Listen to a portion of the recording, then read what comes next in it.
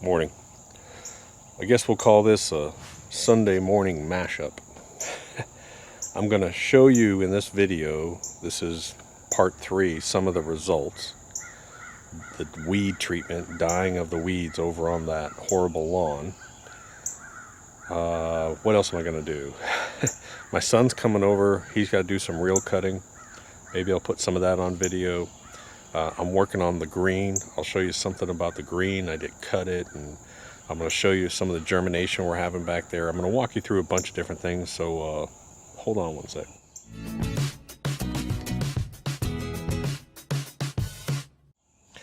Hey guys, so you don't have to keep surfing through the video. By the way, if I talk about anything, there's one link in the description. It shows you all the products and everything I'm talking about. Everything. So on that page will be devoted to this video. Also push the subscribe button so you can see the follow-up videos to this lawn as it starts to regrow. So I'm just going to walk over there and show you. If you haven't watched video 1, which was the planting, video 2, which is the application, this is about 4 days later. And because I planned it well and I watched the weather, the 10-day forecast, it worked out well. I did the application. We had 2 days right at 90 degrees, nice hot sun, and then that night it rained, and then we had more rain. So it's just been perfect, a perfect scenario for this treatment. So you can understand, this is my lawn, which just recently was scalped and is regrowing. Over here, this is Barb's lawn, which had horrible grub damage, which we fixed a month and a half ago. Absolutely gorgeous. Look at all the armadillo tracks. They're still trying to find the grubs. Isn't that crazy? Look at that. These are all armadillo tracks, and he is here still looking for grubs because he knew that they were in here and he can't find them. Okay, so then across the street we have the test patch. And this is what this used to look like. And a year and a half later, it looks like a golf course, basically, solid Bermuda. So let's get right to the video of death here. So he did cut it yesterday. I told him he could cut it. And you can see that just about everything, good comparison. That's a great picture. I need to take a picture of that.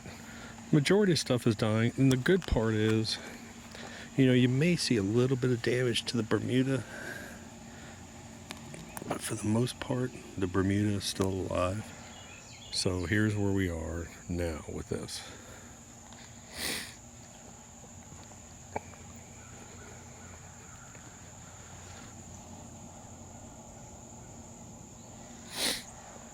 So the majority of the weeds are dying off.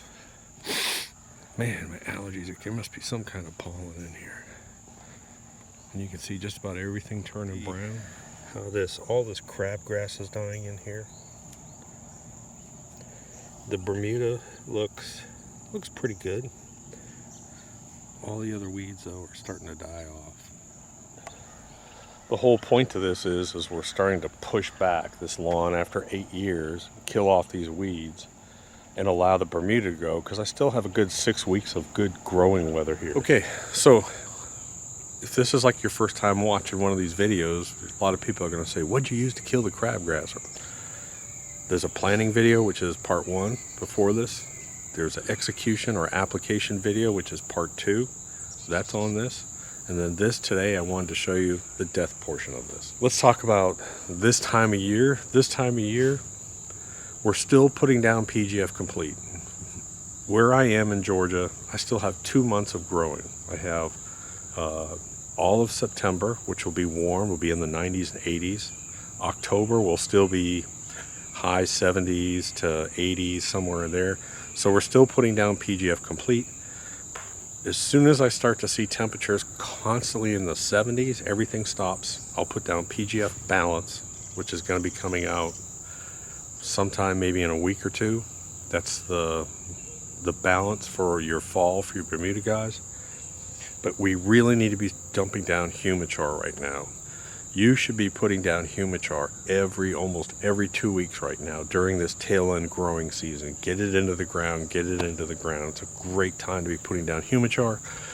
Humichar, of course, contains no nutrients, so it can't hurt your lawn. So you can just keep putting it down, and we're adding the main reason we're doing this is we're increasing the carbon content of our soil so we can use less and less fertilizer and have a healthy lawn. That's what we've done back here. We've put down, gosh, 6 good heavy applications over this season of humichar back here and PGF complete, and that's basically it. That's really all we've done back here. And I really haven't put down that much fertilizer. I put down a lot less than I normally have. So my son's coming over. He's gonna because of all these stupid leaves over here, we're gonna have to run the catcher on the reel mower. I'm gonna have him cut the back. We'll probably do some seeding on the green. I may have him cut one of the other lawns, but I think what we're gonna do is we may even do some humichar applications today.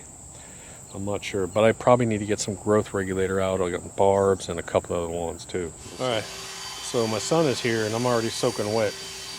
So what we're doing is we're trying to get some of this dew off this grass so we can cut it more efficiently. Reel mowers don't like grass covered with dew, just so you know. It just weighs down the blade.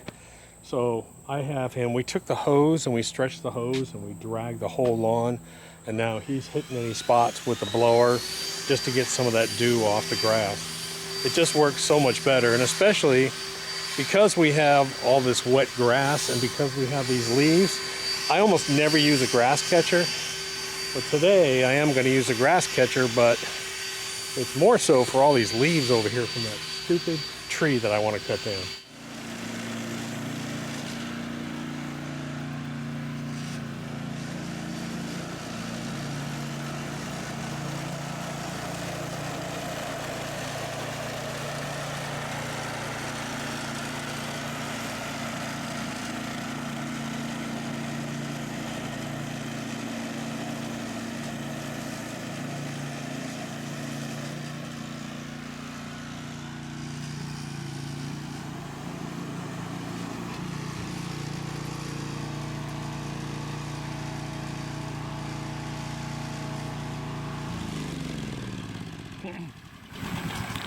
Yeah, so you never want to wait till it's full because you'll feel how heavy it is. Feel that? So all that weight is going on that front roller. The nice thing about this front catcher versus a true cut is how easy it goes on. It's just 2 little metal latches and it just drops in place. Now I will warn you or give you a tip. Lock these things in tight because these arms can move and change the angle, and then this lip will block the throwing. But you can see what a mess we've already got. And that's what happens when we come out here and cut early. I really don't have a choice because we got crap to do this afternoon. All right, you're good to go. So I want to go put growth regulator down on Barb's lawn, I think, is what I'm going to do. If you're looking for a professional quality video, this ain't it. So this is the granular growth regulator. It's really, really, really fine, like salt. So I put one application 2 weeks ago on Barb's at a moderate rate, and now what I'm going to do is I'm going to hit it again while there's some dew on the grass. Hope my settings are right. It's always tough. I'm using the bigger spreader this time. We'll see what happens.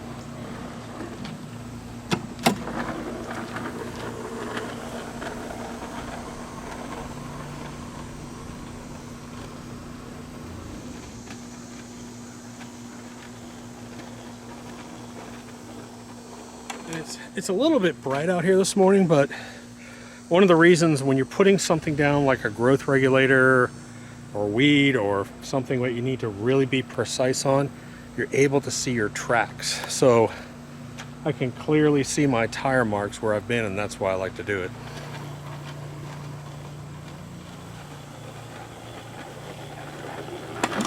I've got granular growth regulator put down all over Barb's lawn. The best thing about the granular is I have never seen an issue with over application, and it's just quick. I come out here, I dump it in my spreader, I put my slot at a real tiny 1/8 inch slot and do the application. And it takes me 10-15 minutes and I've treated her whole lawn. Whereas if I was using a spray, the sprays are less expensive, but they're more dangerous. You get more overspray. I've actually got a breeze out here. I couldn't spray it today. And it would take me probably close to 2 hours to treat this lawn, between mixing, measuring, putting into a sprayer, and walking around with a sprayer. That's why I like the granular. Yes, it is more expensive, I understand, than the spray, but it is so convenient. If you got all the time in the world, go buy a spray. I'm not going to use it. I use the granular. So this lawn was scalped and it's been cut about 5 times. I put growth regulator on about 2 weeks, and now I'm going to do another light coat. And that's what I'm doing while I have this warm temperatures out here.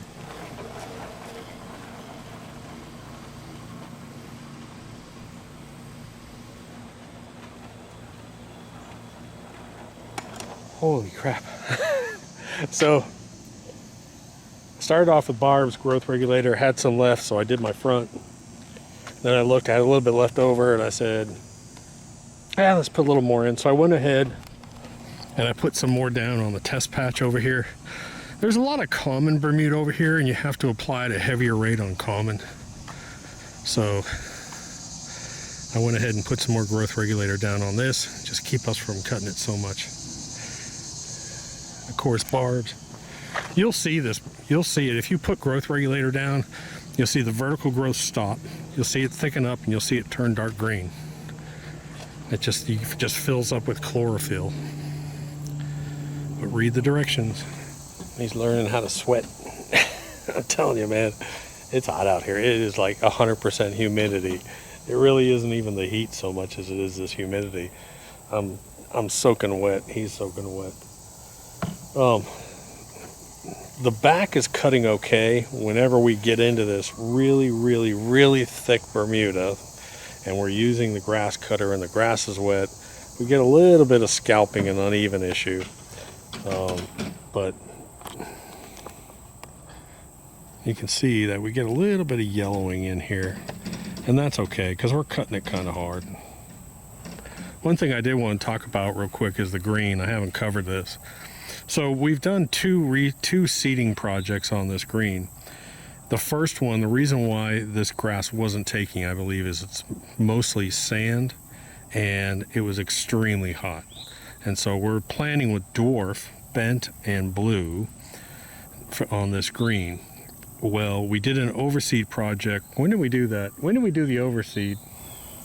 Last week on Friday. Yeah, a week and a half ago maybe. And then we had 3 days of rain and clouds move in, and this just blew up. So it's like lime green because it's a completely different grass and it's new, and it's going to be gorgeous once it finally kicks in. But what's interesting is you can see this area over here that really took kind of weak or didn't take much at all. So we're not really sure what caused that. So what we may do is we may come in and pull a bunch of cores out of here and put some leveling mix in there and reseed. But you can see it's just not as heavy as the rest of this, but it really is gorgeous looking. So as the cooler temps move in, that's what this stuff likes, obviously. It's a cool season grass. And it likes the cool, it likes the 80s. It doesn't like the 90s. But I'm able to water it consistently. So in a few weeks, it'll be very interesting to see what this looks like.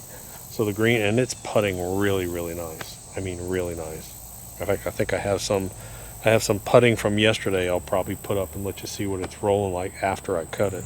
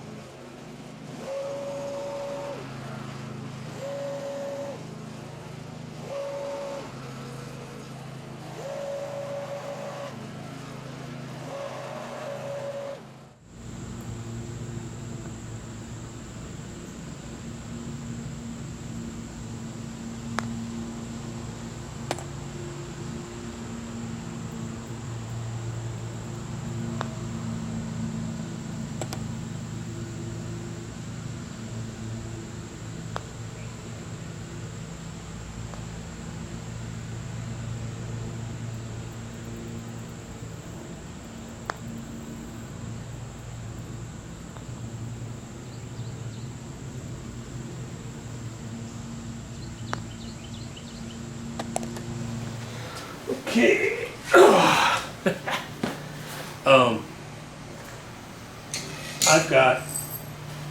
I recommend the GR series from McLean for all regular homeowners. This is the GK series. This is only for people that have basically a putting green or really short grass. This is not the one. I'll put a link to the GR series. The GR has an adjustable clickable handle. This one does not. This is one that you set and leave for a certain level of grass. But I want to raise it up. I've been cutting the front at 1/2 an inch. And what I wanted to do is I wanted to make it probably just, I would say maybe 1/8 of an inch taller.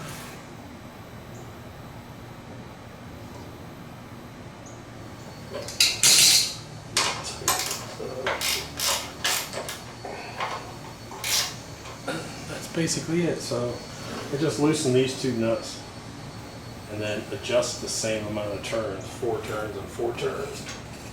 Let's just see if she's coming.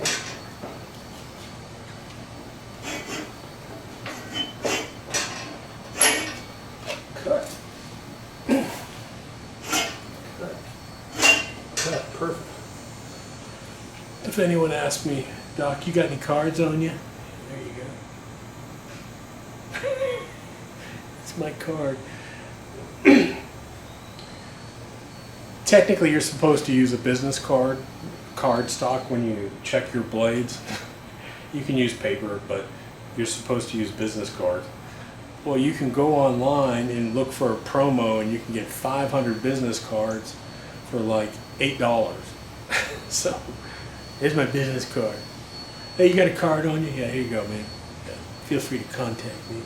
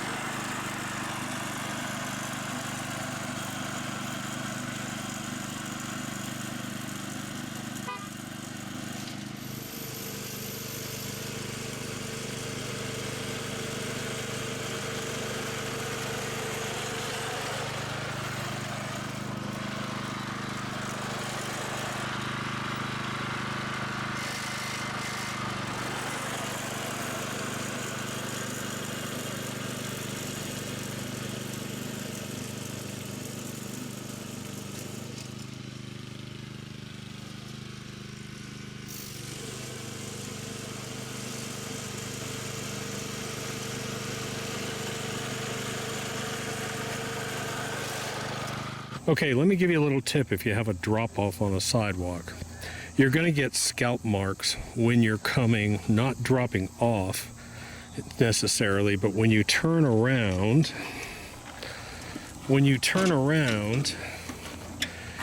this is where you're going to get a little bit of a scalp as this thing sort of lifts up. So the way to do this is push down on that handle about 1/4 of an inch, maybe 1/2 an inch. So that's what you do, is you just lift it up about 1/4 to 1/2 an inch to equal that height, and then you go forward, and that'll keep it from doing that bump up and getting a scalp right here. Because you can see, like when other people do it, they don't do that, you can get little scalps, and it's always on the upward one. So that's just a little tip. All right, so he's taken the GR series, and I cut these lawns over here with the GR. And I cut most lawns with the GR.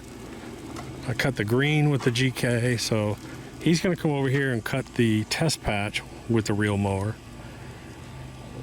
Man. So here's what this looks like when it's cut.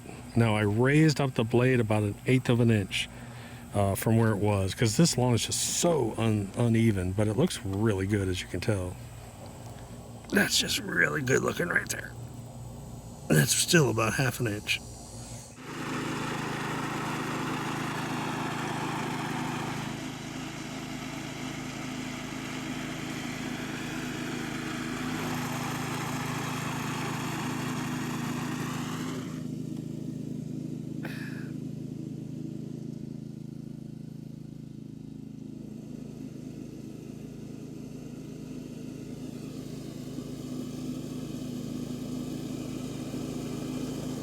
So I'm constantly joking about the world's most beautiful lawn. I have to say that this is as close to perfection as I think the front will ever get. We scalped it down to dirt, PGF complete, humichar, just kept pounding that down, let it grow up, and then cut at a 1/2 inch. This is the second application of growth regulator, and we just cut it. He's down there rinsing off the mower from the test patch, but look at that. Folks, that is perfection. Total perfection. Considering this lawn is horribly bumpy, had brown patch earlier this year, but you gotta see this.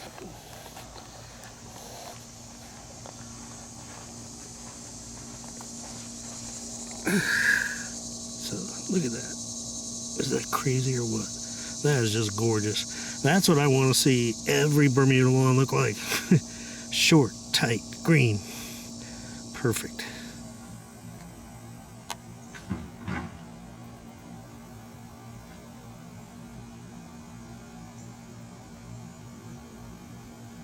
Morning. So it's the next morning, and I figured I'd just come out and just show you the lawns, because they have a tendency to shoot better in the morning without this bright sunshine on them. There's the front. That's cut at 1/2 inch. Looks phenomenal. That's the best the front's ever looked, I think. All right, so here's Barb's, and of course hers is absolutely gorgeous. Test patch, all cut, a little bit of growth regulator put on it. What's interesting though is look at that. So this is the killing fields, we'll call it.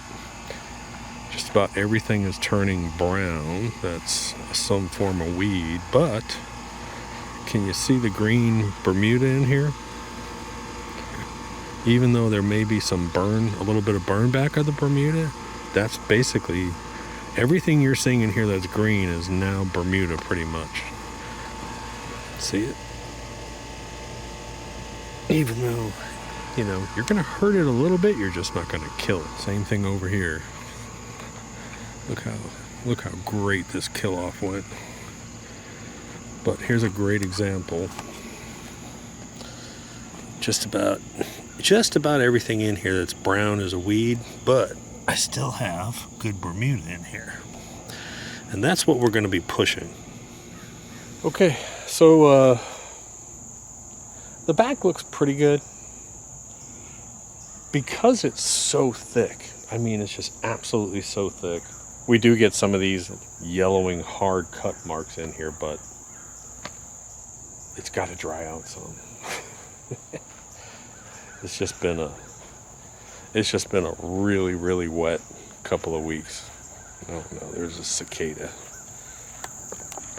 If she comes out here and sees this cicada, she will run out here and eat it.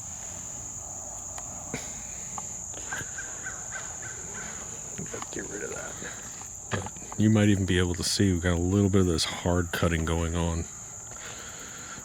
We'll get this worked out. That's no big deal. The green looks pretty good. I did not do the seeding on that patch over there, by the way, so I'll probably work on that today, but you can see that area. It's just strange over there. I don't know what it is.